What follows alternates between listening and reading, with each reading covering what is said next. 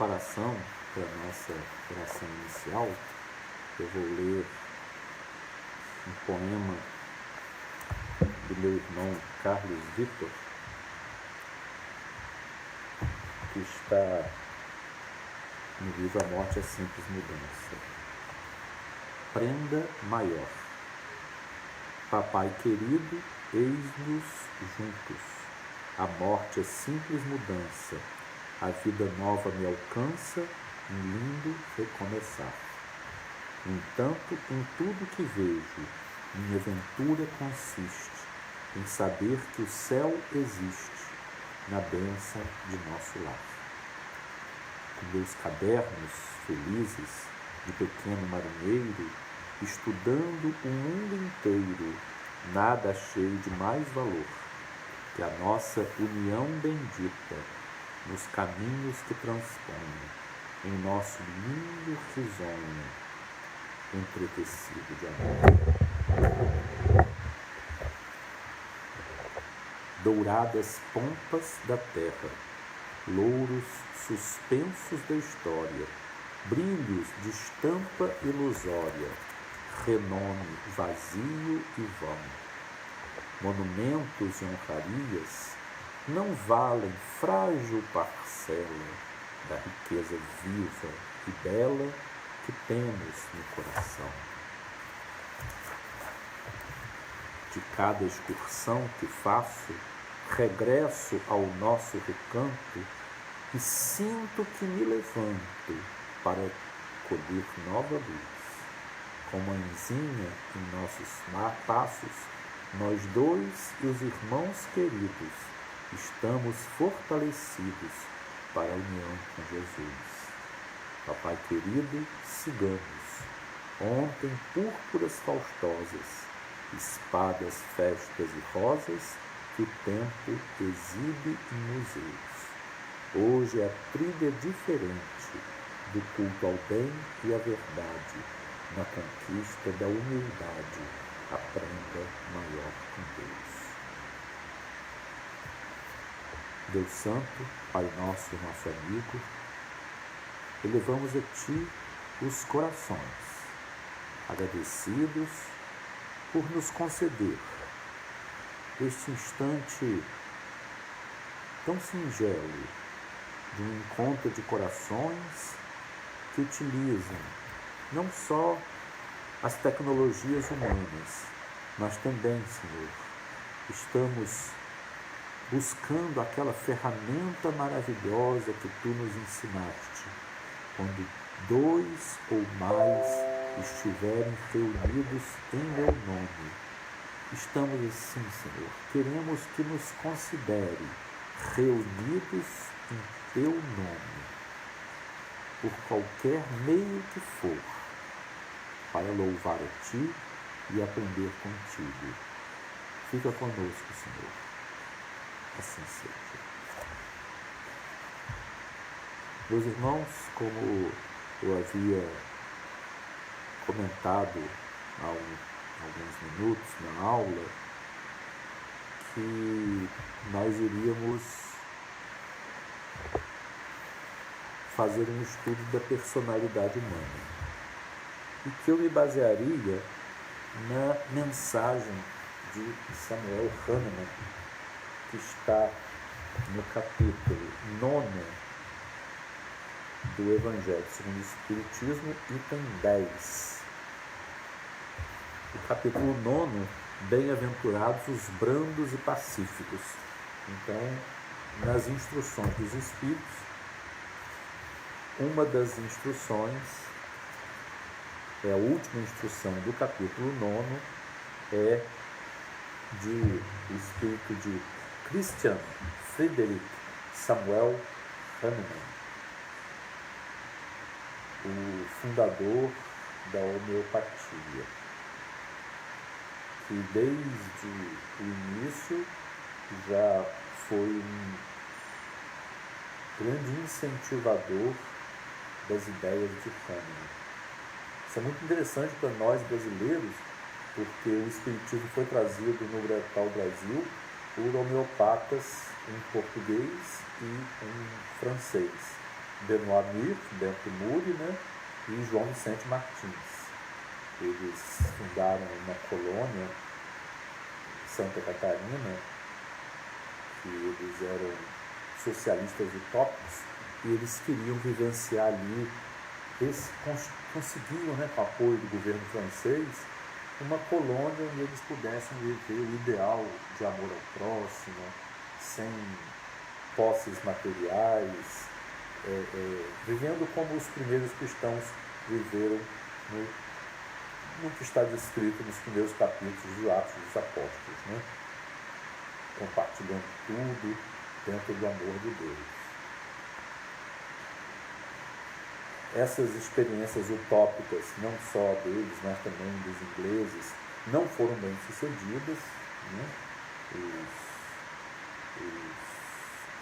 A pressão, né, do chamado mercado, né, que vai dizer que é o Deus Mamon, não permitiu que essas experiências fossem bem sucedidas. Mas o objetivo é estudar a nossa personalidade. E a personalidade, para nós entendermos um pouco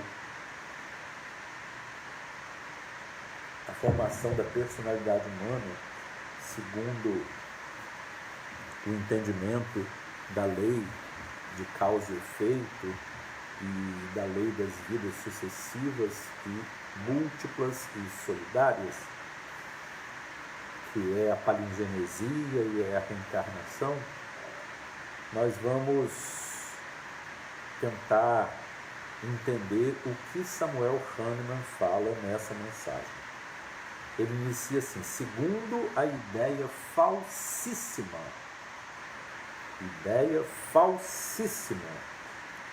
de que não lhe é possível reformar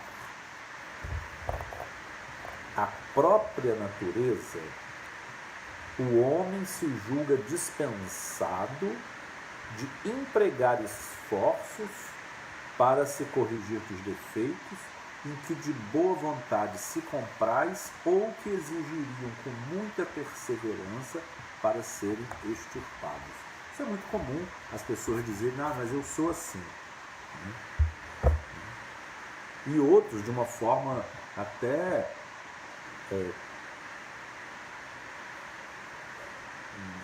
vamos dizer assim, ignorante, dizem que Deus me fez assim, o que é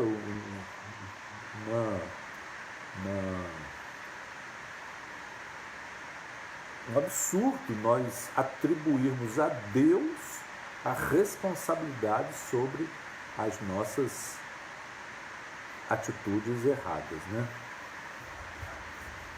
Aliás, sobre a nossa personalidade, os nossos erros de caráter, né? Nós vamos ver que diferença de personalidade e caráter, né? Personalidade, temperamento e caráter são três categorias diferentes, ligadas a situações diferentes, a esquemas diferentes, e nós vamos tentar ver se a gente interpreta aqui corretamente o pensamento de Hahnemann. Então nós nos comprazemos com os nossos defeitos e ainda julgamos que Deus que é culpado. É assim, por exemplo, que o indivíduo propenso a encolerizar-se quase sempre se desculpa com seu temperamento. Eu sou assim. Se eu não explodir, eu vou implodir. Tem muita gente que fala isso também. Ou eu explodo ou eu implodo. Evidentemente, ele vai preferir explodir. Joga carga para os outros. E tem outras pessoas que dizem assim: se eu não fizer isso, eu vou infartar. Existem muitos argumentos. Aliás, argumento é muito bom, né? E outras pessoas dizem assim: porque é terapêutico. Você verbalizar é terapêutico. Isso é muito correto. Verbalizar é terapêutico. mas verbalizar é terapêutico dentro de um processo terapêutico, em que a pessoa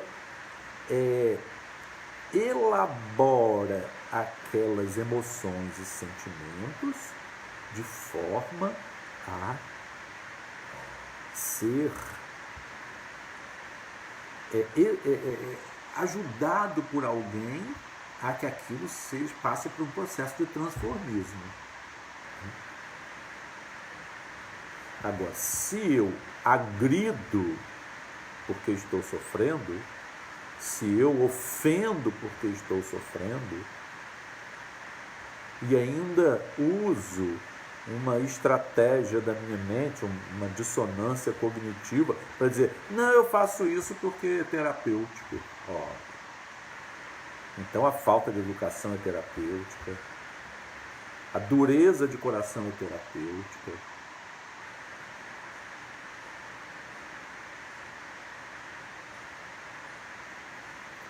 Está se usando um conhecimento adquirido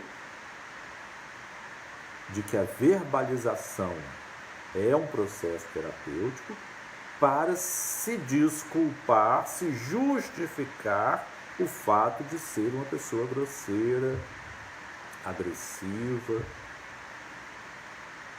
muitas vezes sem educação. Não é correto.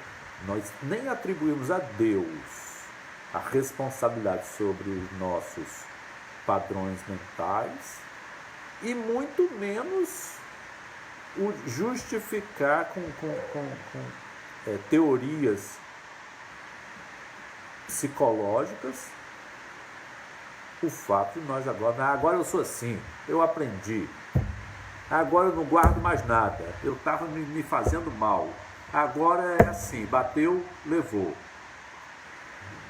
Então, essa estratégia, e ainda julgando que isso é uma coisa assim, uma evolução psicológica dele, é uma forma assim, muito primitiva de entendimento, inclusive entendimento da psicologia.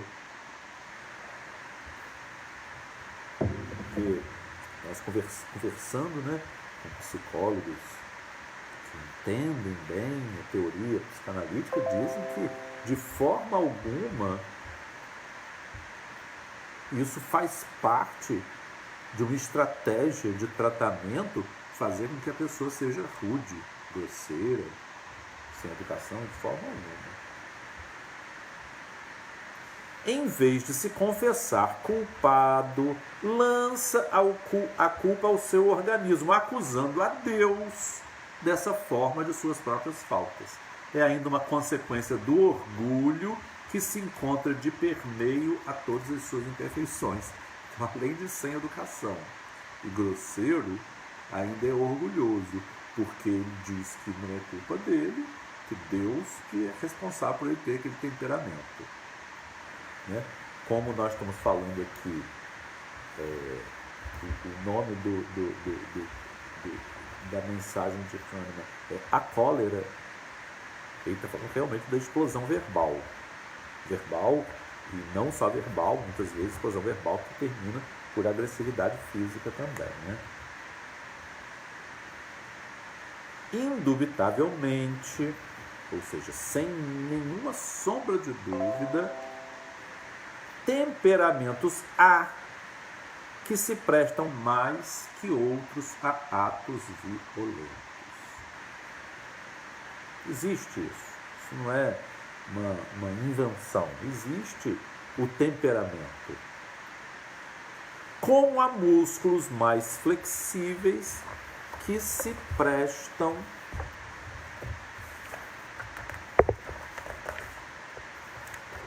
melhor aos atos de força.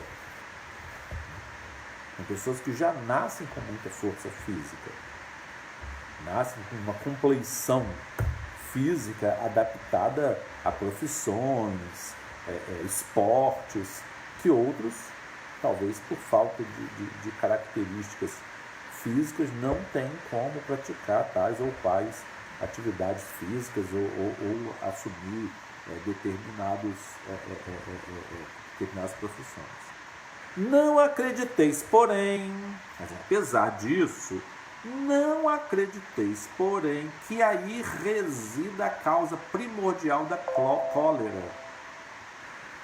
E persuadi-vos de que um espírito pacífico, então o espírito, por si, ele é dotado de um temperamento pacífico. Ainda que num corpo bilioso, que é a cólera no tempo de Hipócrates era chamada corpo bilioso, ele tinha muita bile, né?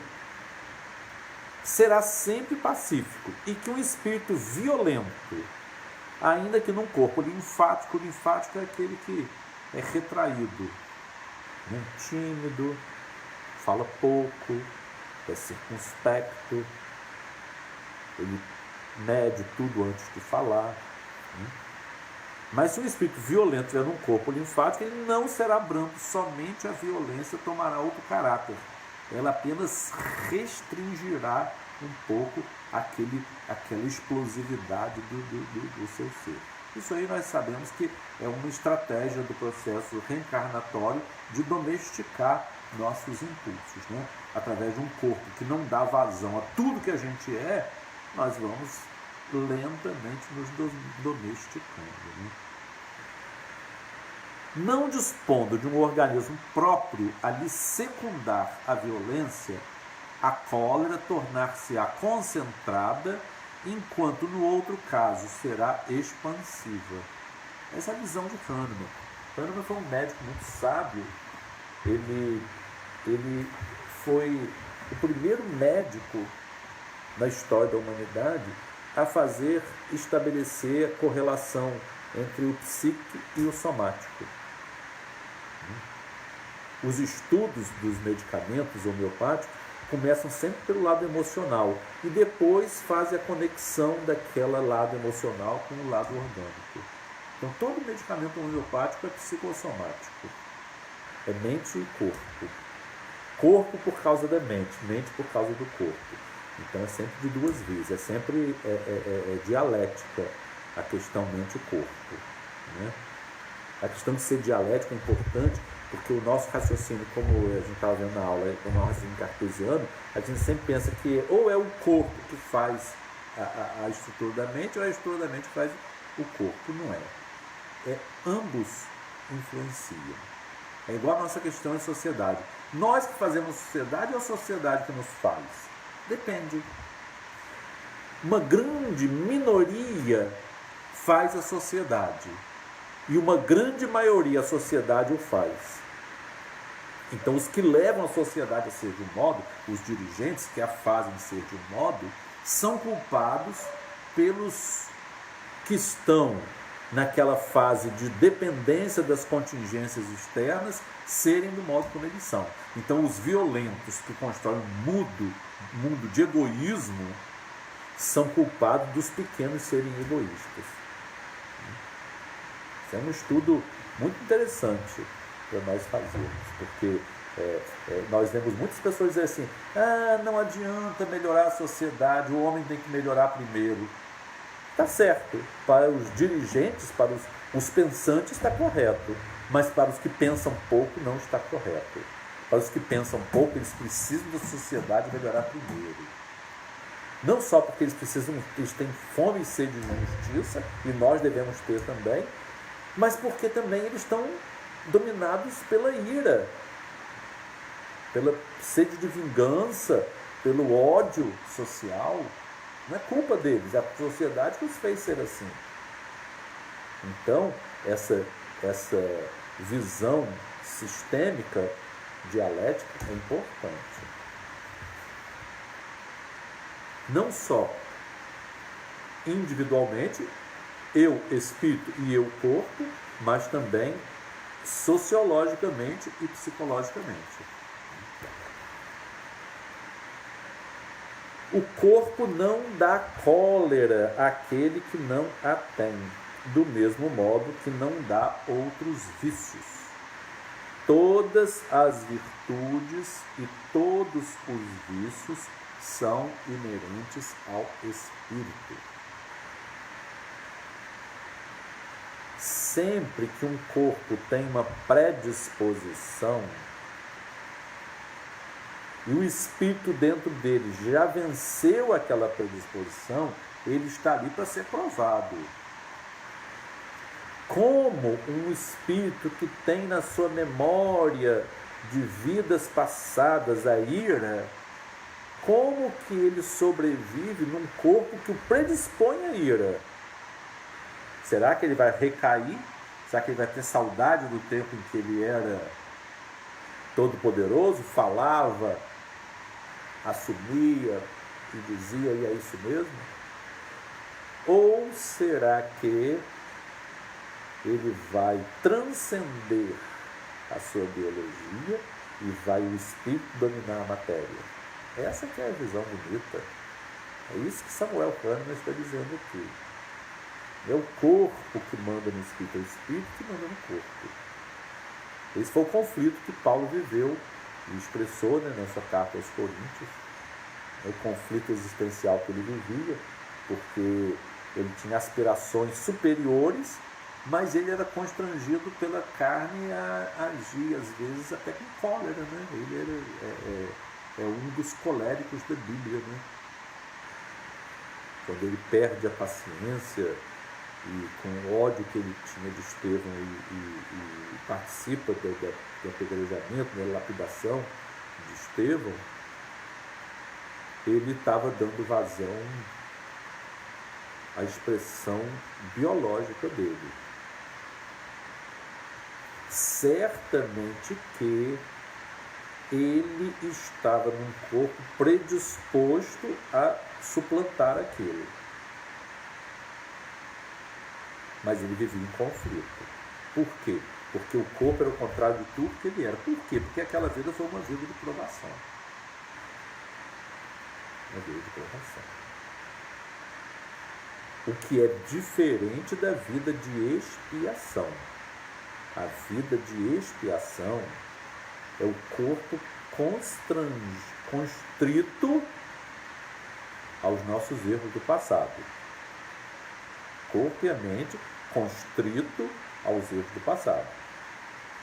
Raros conseguem transcender a expiação e convertê-la em prova, porque na prova o indivíduo dá um salto quântico espiritualmente. Na expiação, não. A expiação é ainda um primeiro momento.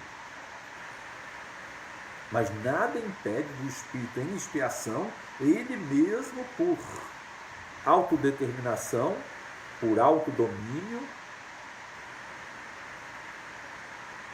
convertê-la em provação.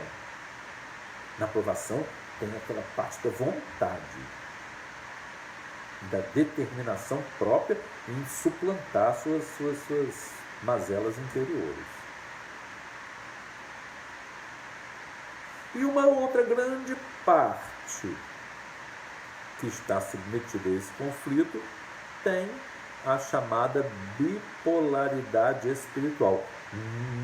Com licença, por favor, não confundam, quando nós falamos de bipolaridade espiritual, não confundam com doença de transtorno bipolar. Não é de transtorno bipolar, doença psiquiátrica, não. Nós estamos falando dos dois polos do espírito. Eu quero, mas não faço. Eu não quero, mas faço. Isso é uma bipolaridade espiritual. Os polos são o bem e o mal, a virtude e o vício, o amor e a ira, o dever e a indolência. Esses dois polos que fazem parte do transcorrer de muitas existências nossas, quando nós ficamos nesses altos e baixos, nós marcamos passo na evolução. Então, muitas pessoas que reincidem muito elas precisam de choques evolutivos para poder sair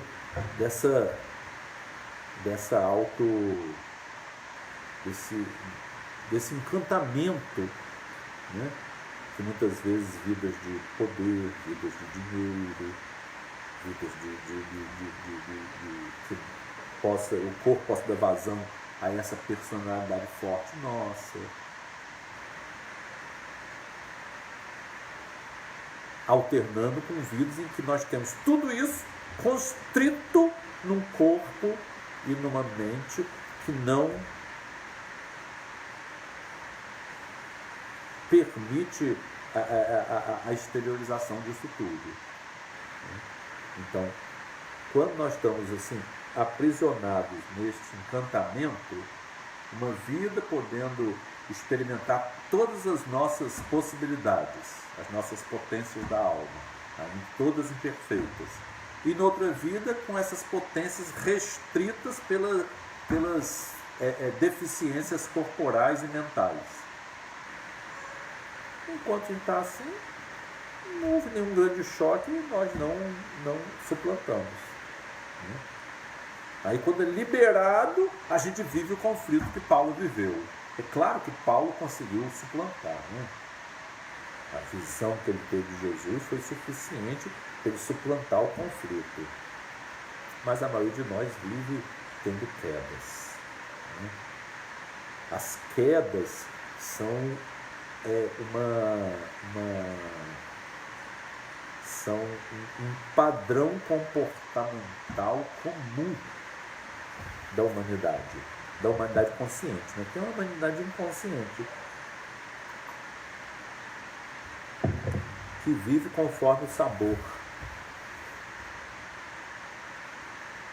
das marés e das correntes, né? Um homem deformado não pode tornar-se ereto, né? Se tem uma lesão na coluna vertebral, por exemplo, ele não pode tornar-se ereto porque o espírito nisso não pode atuar, mas pode modificar o que é do espírito. Se a lesão não for da coluna vertebral, for da coluna moral, ele pode, quando quer, com vontade firme. Não vos mostra a experiência, a vós espíritas, até onde é capaz de ir o poder da vontade, pelas transformações verdadeiramente miraculosas que se operam sob vossas vistas? Todos nós, meus irmãos, todos nós estamos fazendo transformações morais.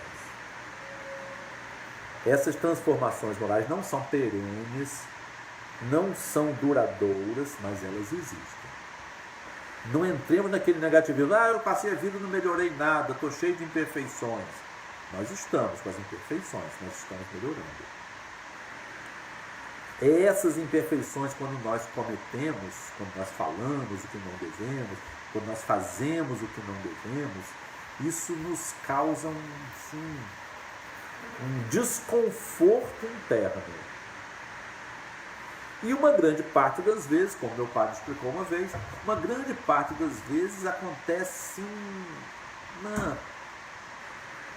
alguma coisa ruim logo depois.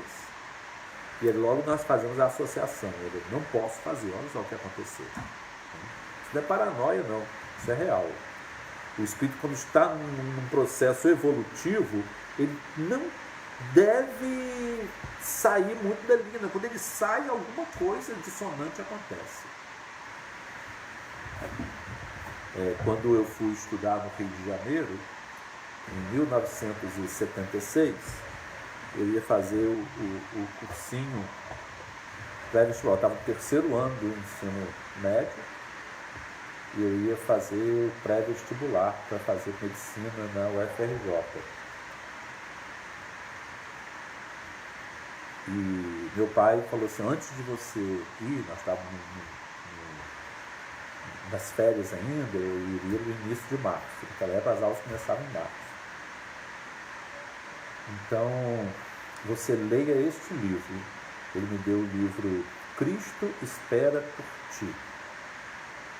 autoria espiritual de Honoré de Balzac, psicografado pelo médium Valdo Vieira,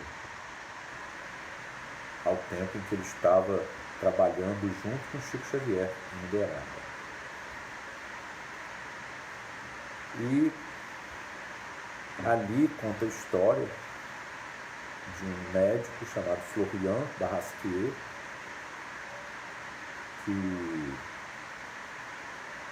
comete vários erros na sua vida, erros os quais ele já deveria ter superado. Pela posição espiritual dele, como espírito reencarnante, já era para ele ter superado aquelas infantilidades morais que ele cometeu. Todavia, ele foi prisioneiro da sedução dos prazeres terrenos. Poder que ele tinha condição financeira, traiu a esposa, se envolveu com uma pessoa que causou uma tragédia em sua vida. Uma verdadeira tragédia. Não era para ter sido assim. Não era. E ele às vezes pensava, por que eu, sendo fiel à minha esposa a vida inteira, e meus amigos, todos infiéis, todos eles infiéis. Eu era o único honesto entre os médicos dessa cidade, que era a cidade de... Vou lembrar o nome da cidade. Se alguém lembrar, escreve aqui. Carcassonne. Cidade de Carcassonne, na França. Uma cidade pequena. Mas os outros médicos eram homens comuns, traidores, infiéis, adúlteros, raça adúltera e infiel. Até quando vos suportarei? Disse Jesus. Esses outros eram uma raça adúltera e infiel. E o Florian Barrasquier, ele tinha um padrão de vida diferente, ele não era. E uma vez, ele foi traído pelo seu passado, pela força do seu passado, que estava biologicamente funcionando pelos hormônios. Os hormônios são nossos inimigos do passado. Nós temos hormônios que nos predispõem à ira, à raiva, à sexualidade sem amor, por causa do nosso passado.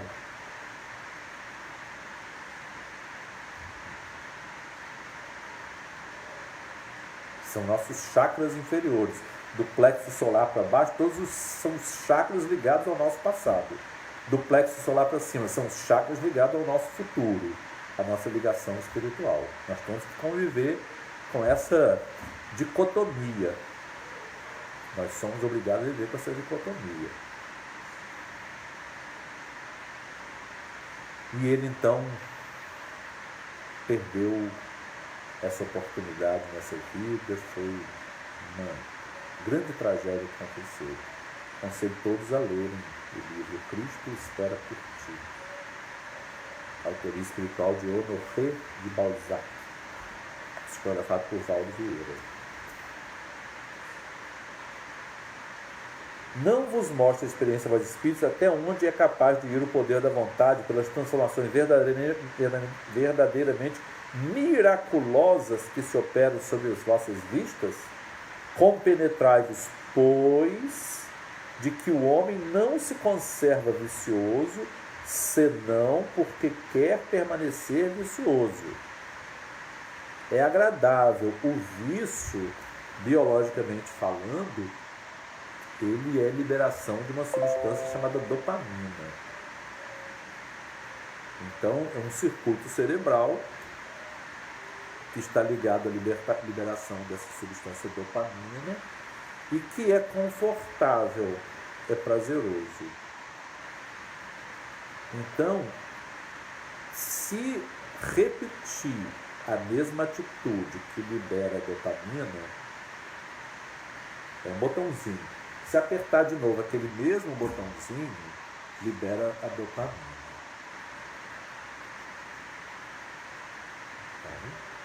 Então, vamos apertar. E é interessante que, da mesma maneira que a dependência química, se nós buscarmos e refazermos, a memória que fica da primeira experiência nunca é repetida. Então há uma predisposição a pessoa buscar novas experiências e novas tentativas para ver se desperta aquele fenômeno que ficou lá guardado na memória. A saudade da primeira explosão de dopamina no cérebro, ela não apaga. O primeiro que nunca esquece, né? É a primeira explosão de dopamina, a pessoa não esquece. E as outras não são idênticas. Há uma certa tendência à tolerância. E, evidentemente, com o passar da vida, essa tolerância vai aumentando mais e a pessoa vai, então, perder até o gosto por aquele prazer. Mas aí a pessoa já está numa faixa etária que já não tem mais como reverter. Nós temos que reverter esse processo dentro da faixa etária razoável, em que o corpo ainda pode pecar, mas nós não pecamos por decisão nossa. Aí nós estamos freando um mecanismo do espírito, e aí vai estar freando no perispírito também. Mas se o corpo que freou por incapacidade, por incompetência, aí não levou o aprendizado para o perispírito nem para o espírito. Não partiu da vontade, partiu da deficiência orgânica.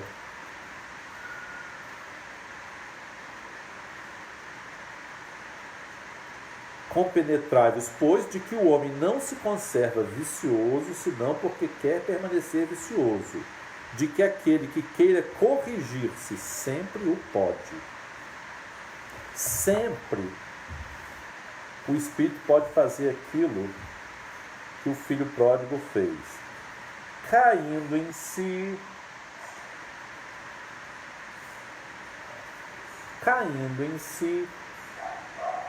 ele pensou na casa do pai e disse, eu vou dizer ao meu pai, não sou digno de ser chamado teu filho, faze-me um de teus empregados. Papai uma vez fez uma palestra que está aqui nesse livrinho, O Pai Compassivo, em que ele faz a comparação dos dois verbos, dos dois momentos do filho pródigo. O primeiro é, dá-me a parte da herança que me cabe. E o segundo, faze-me um de teus empregados. E aí ele fala uma série de sinonímias para o faze-me. Faze-me, trata-me, transforma-me, muda-me em um de teus empregados. Faze-me, trata-me, transforma-me, muda-me. É o que nós podemos pedir a Deus. Ele, com o amor dele, ele pode nos transformar. De outro modo, não existiria para o homem a lei do progresso. A evolução é exatamente isso. A evolução é esse processo transformador que faz com que o ser humano transcenda o seu aspecto biológico, ele não seja um animal. Então eu disse que nós vamos ver alguns aspectos diferentes entre personalidade, temperamento e caráter. Então, personalidade é um conjunto de traços estáveis que compõem nossas características individuais. Quando nós temos traços estáveis durante muito tempo, o nome disso é personalidade. É muito interessante nós falarmos isso porque não existe autoridade de nenhum profissional da área de saúde mental de estabelecer diagnóstico de personalidade em pessoas menores de 18 anos.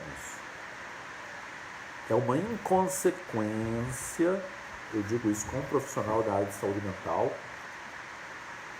atribuir a alguém menor de 18 anos tal ou qual personalidade. Eu vejo direto chegar no meu consultório meninas que se cortam, que se fazem aqueles cortes no braço, na coxa, com um diagnóstico de outro profissional. Ela é portadora de transtorno borderline. Está errado. Ela não é portadora de transtorno de personalidade nenhum, porque a personalidade dela tem informação. Ela está dentro de um contexto aí social, né, atípico, que produz nela essa reação.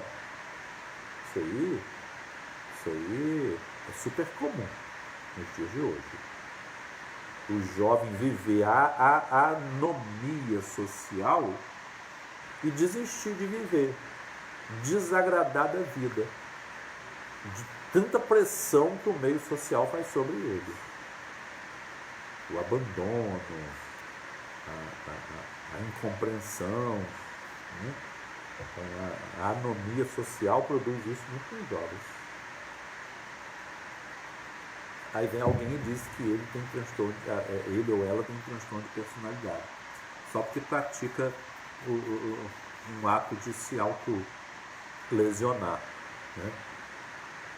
Outra coisa que eu queria pedir às pessoas é não usar a palavra automutilação, que não é mutilação. Se a pessoa faz corte na face anterior do antebraço, ou na face interna da coxa, ou na coxa inteira, ou em outra parte, até na face e no pescoço, o nome disso não é mutilação, mesmo porque após o resultado não há nenhuma mutilação, nenhuma perda de membro. Então não é automutilação, porque não há mutilação, há uma lesão, então é uma autolesão. Eu vejo profissionais que dizem, ele pratica automutilação. Meu Deus, não tem mutilação nenhuma, o corpo não está mutilado, como é que ele pratica automutilação? Então é isso. Então a personalidade é um padrão estável e duradouro da vida da pessoa.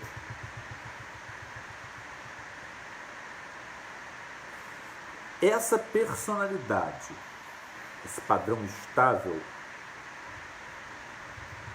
ele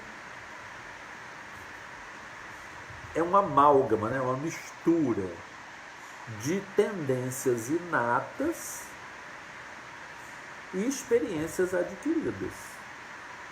Então, o turbilhonamento disso tudo dentro de nós constitui uma personalidade.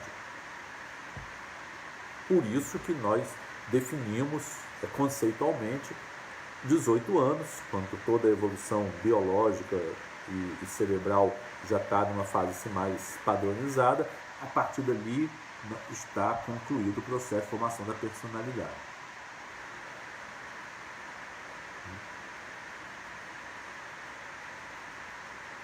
O temperamento faz parte da personalidade, ele é um dos constituintes da personalidade. Mas o temperamento é diferente, porque crianças podem ter temperamento, né? Um tímido e outro extrovertido, as crianças podem ser tímidas ou ser extrovertidas, está manifestando um temperamento, não está manifestando uma personalidade. Qual é a personalidade do seu filho? Ele não tem personalidade, ele tem um temperamento, é um modo de ser, né? E os temperamentos que são particularidades psicológicas que já traz consigo. Uma grande maioria delas é biológico. É a parte biológica que faz com que ele manifeste aquele temperamento. Tanto é biológico que os primeiros descritores, como Hipócrates, grego, ele descreveu como excesso ou escassez de fluidos biológicos, fluidos orgânicos, sangue, linfa, bile e água. Então, através dessa conceituação, ele dizia que quem tinha pouco sangue, quem tinha muito sangue, quem tinha muita bile, pouca bile, quem tinha muita linfa, pouca linfa. Né? Então, ele dizendo que ia moldando os temperamentos. Né? Hoje não se usa mais, se sabe que não existe nada disso de pouca bile, muita bile, pouca linfa, pouco sangue, e não é isso que define esses temperamentos, são características genéticas. Mas se utiliza a parte psicológica da descrição. Então, ainda hoje, a base de todos os estudos de temperamento, tem um médico brasileiro do Rio Grande do Sul, que faz um estudo de temperamento do brasileiro,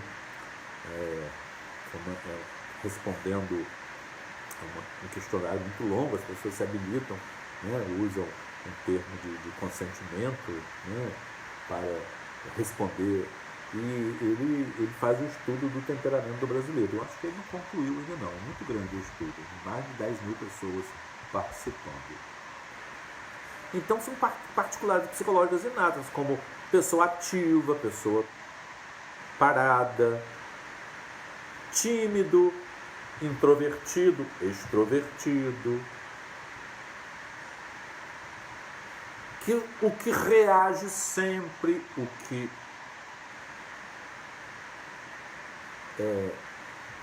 engole sempre, o autoconfiante, o inseguro. Então são muitas características de temperamento que vão definir. E já o caráter é a modulação disso tudo ao longo da vida, que faz com que algumas pessoas possam entender a resposta do outro ou não. Então, quando nós dizemos uma pessoa que tem bom caráter, ela tem uma boa leitura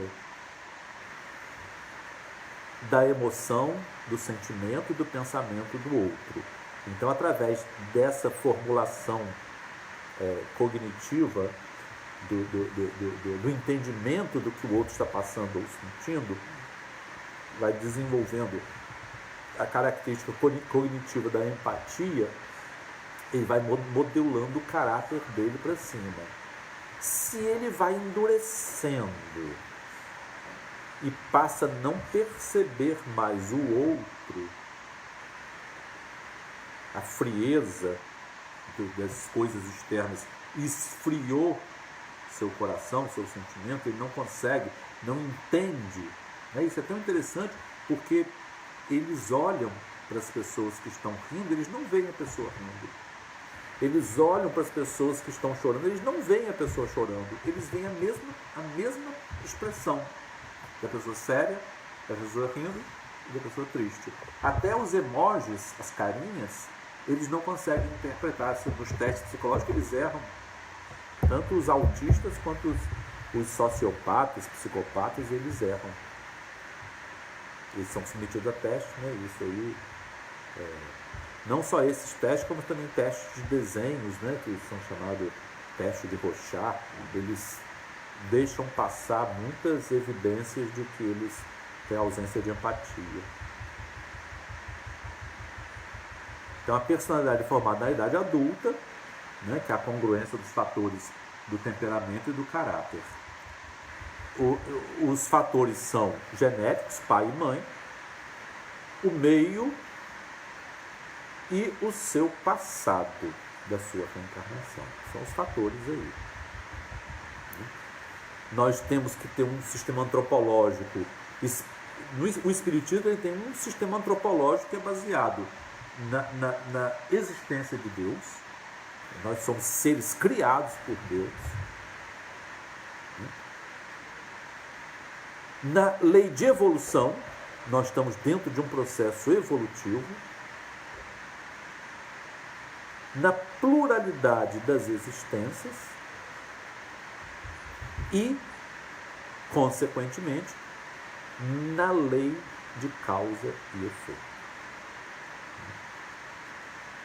E a evolução consiste na necessidade de reconstrução da nossa personalidade. Porque existe uma personalidade espiritual. Existe a personalidade do espírito. O espírito criado por Deus. Nós estamos aqui esquecidos do nosso verdadeiro eu. Então nós vamos reconstruir, voltar para a nossa casa paterna. E essa personalidade se manifesta assim, em 3 zonas da nossa consciência.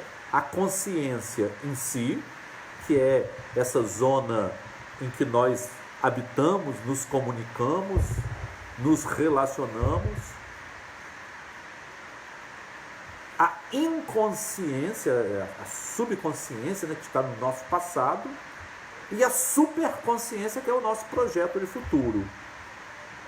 Todos nós temos um projeto. Todos nós estamos aqui dentro de um projeto. Né? Na aula nós vimos a visão de Pietro Baldi do destino. Nós vimos que todos nós somos um projeto de Deus. Faltam alguns minutos, nós vamos apenas ler assim, que a subconsciência está registrada em nossas estruturas cerebrais arcaicas. E elas são comuns, essas áreas arcaicas do cérebro, do rinencéfalo, são comuns ao ser humano e aos animais. Ela é constituída de automatismos, né, que foram comportamentos que nós repetimos muito e hoje faz parte da natureza. Eles são conexões que ligam o cérebro à suprarrenal e às gônadas. Né? Então a gônada faz com que a pessoa, e o pâncreas também, que são os 3 primeiros chakras, né? A suprarrenal faz a pessoa lutar, né? Luta e fuga. Ao sexo, ter o instinto sexual para a reprodução da espécie.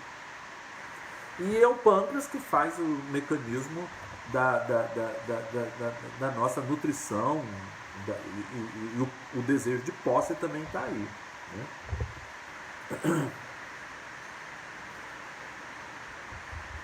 Vamos fazer aqui. Vamos ver antes de ver isso aí, vamos ver. Bom, o nosso consciente, esse é o nosso subconsciente, é a zona da racionalidade. É uma zona exclusivamente humana, os outros animais não entram nessa zona da consciência. Ela está num processo de formação, né? E ela busca lá no inconsciente elementos e os ressignifica num nível mais alto. Então, o desejo sexual, o nosso consciente, por causa das leis sociais, das leis de convivência, vai equilibrar. O homem não vai ser esse bruto que vai ficar atrás de sexo como qualquer outro animal. Ele vai considerar outros fatores, o fator da conveniência, o fator da aquiescência, porque a mulher não é uma fêmea no cio, então ela vai aquecer ou não, tem que haver consentimento. Então tudo isso vai se formando nessa zona do consciente, né? e vai lapidando essa personalidade instintiva que nos aproxima mais dos animais. E a superconsciência é o nosso eu superior, é o nosso projeto de ser, o que os hindus chamam de Dharma. Cada um tem um Dharma, tem um projeto de futuro. E a superconsciência emprega a intuição como ferramenta tão simples como nós usamos a razão, a racionalidade, a visão cartesiana das coisas. Então, quem está nesse nível superconsciente, ele vive no plano da intuição. E o nosso espectro da personalidade é esse. Ele tem uma área do nosso espectro que está sendo mandado pelo nosso subconsciente, uma área do espectro que pode ser maior ou menor, mandado pelo consciente, e uma área geralmente muito pequena, mandada pelo superconsciente.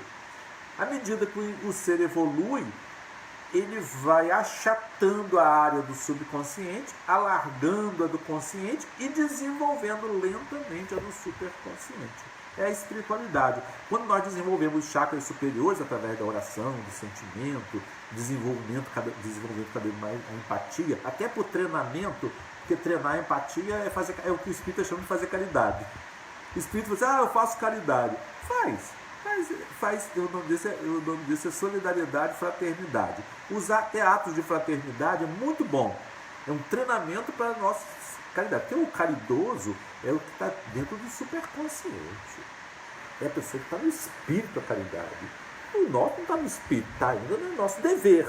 Nós temos uma sensação de dever, de fraternidade e solidariedade. Então vamos fazer o que for possível. A gente faz o que for possível. Quase nenhum de nós faz o que é impossível. Só os gigantes espirituais que fazem o impossível. Como que ele fez isso? Porque ele é o superconsciente que manda dele. A zona de superconsciente é quase toda a personalidade dele, quase todo o espectro da personalidade. E aí, vamos, para encerrar, lermos um poema de Augusto dos Anjos, que está no Parnaso de Além Túmulo. A subconsciência.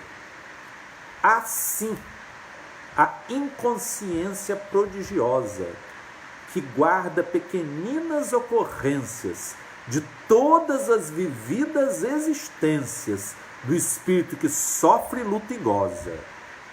Ela é a registradora misteriosa do subjetivismo das essências. Consciência de todas as consciências, fora de toda sensação nervosa.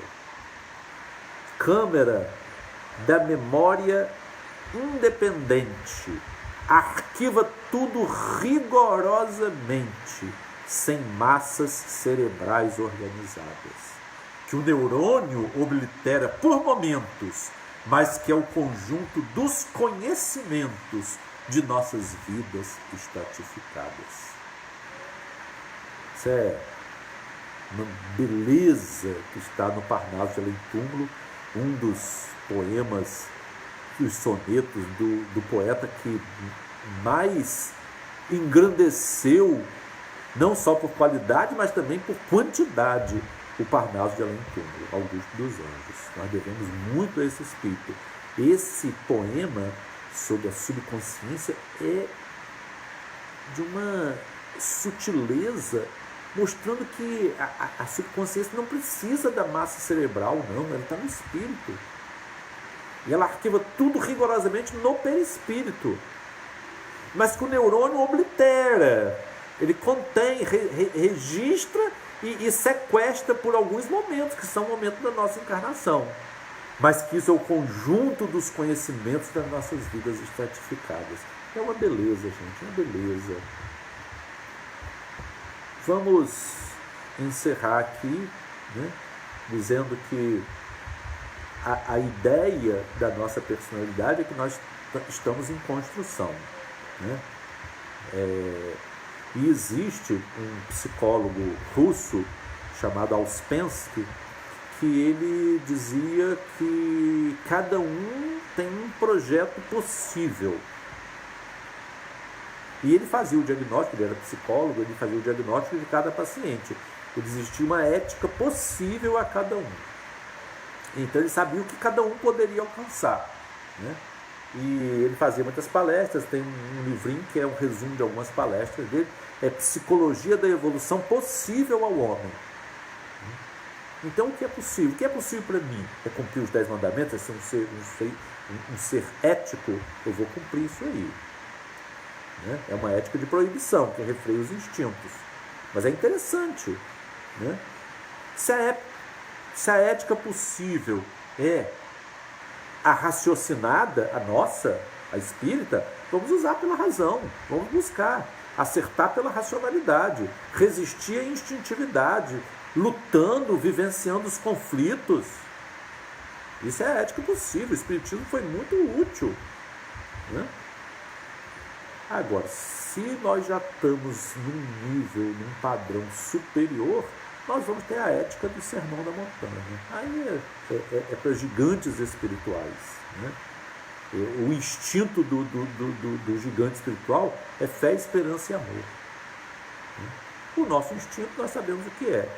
O dele é fé, esperança e amor. Ele age assim porque ele tem amor. Já dentro dele, o superconsciente já domina toda a zona da personalidade dele, o espectro da personalidade.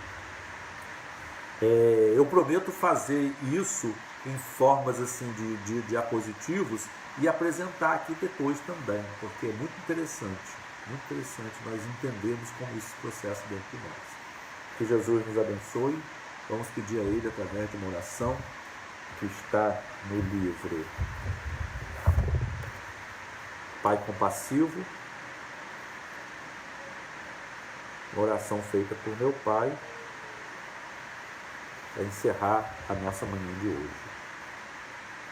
Bendizemos-te, ó Pai, pela parábola do filho pródigo que teu filho amado nos contou, revelando-nos tua bondade intraduzível, revelando teu amor clementíssimo, tua misericórdia sem limites, teu perdão sempre pronto e sempre aberto, teus braços estendidos, teus olhos saudosos, teu coração brilhante de luz, teu coração brilhante de compaixão. Deus Santo, perdoa-nos se não temos sabido pensar nem sentir o teu infinito amor. Perdoa-nos, Pai de bondade e de beleza, se não temos meditado na extensão desse amor infinito, na beleza do teu coração, nas alegrias do teu espírito, quando um pecador se arrepende. Permite que cada filho pródigo, que assim se julgue, aqui presente, possa silenciosamente, no ádito do coração, também dizer: Pai, pequei. Possa também levantar-se, deixar o país das alfarrobeiras, deixar as coisas destinadas aos porcos, aqueles que espiritualmente desceram ao charrascal dos erros, dos pecados e voltar para ti. Senhor, dá que cada um possa dizer: levantar-me-ei e irei para o meu Pai. E para o meu Pai quer dizer perdão, perdão com um beijo. E meu Pai quer dizer perdão para todos os pecados que são diluídos num abraço. Deus Santo, perdoa-nos nosso esquecimento de Ti, como andamos distraídos, Senhor, pela vida afora, cuidando de 1000 coisas secundárias, esquecendo a única coisa necessária, aquela parte que Maria de Betânia escolheu, e que nunca mais lhe será tirada. Deus Santo, Deus Pai, Deus bendito, Pai de Jesus Cristo e Pai nosso, despede-nos num raio de tua luz, de tua misericórdia, e guarda-nos na tua luz, no teu amor, hoje e para sempre e para a eternidade. Por Jesus Cristo, nosso Senhor, assim seja. Em nome de Deus Todo-Poderoso, nosso Senhor e Mestre, com assistência de nossos benfeitores e amigos espirituais, damos por encerrada a nossa reunião desta manhã.